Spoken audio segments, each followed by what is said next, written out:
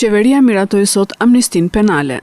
Lajmin e konfirmon ministri i Drejtësisë Besfort Lamallari përmes një deklarate pas mbledhjes së Këshillit të Ministrave.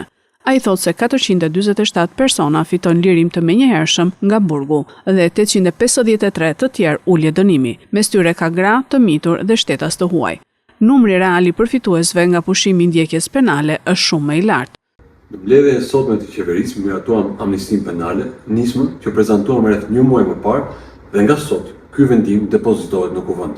Nga të dhënat më të fundit të raportuara me delërinë e përgjithshme të bugjeve, shërbimin e provës, si dhe prokurinë e përgjithshme, rezulton se plot 447 persona përfitojnë lirim të menjëhershëm dhe 853 të tjerë ulje dënimi.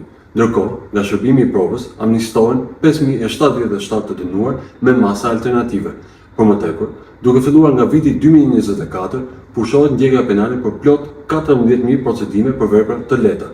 Përveç se një akt i qartë human dhe një mundësi e dytë për rehabilitim dhe reintegrim, ky është një hap konkret që ul presionin e popullimit të bugjeve dhe për të fokusuar drejtësinë aty ku rreziku shoqëror është real. Nuk bëhet fjalë për tolerancën e krimit, por për një qasje të matur që synon reintegrimin dhe përdorimin më efikas të drejtësisë penale, teksa ne po punojmë fort për të ulur përdorimin e panevojshëm të paraobligimit në përputhje me shqetësimet e drejta të ngritura nga Këshilli i Evropës, si dhe në raport me standardet evropiane.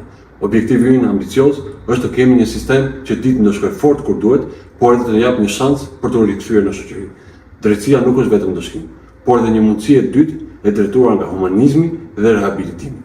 Falenderoj të gjithë institucionet që kontribuan në këtë proces dhe pres që Parlamenti ta shqyrtojë projektligjin sa më parë, në mënyrë që efektet pozitive të amnistisë të ndihen nga mira familje shqiptare.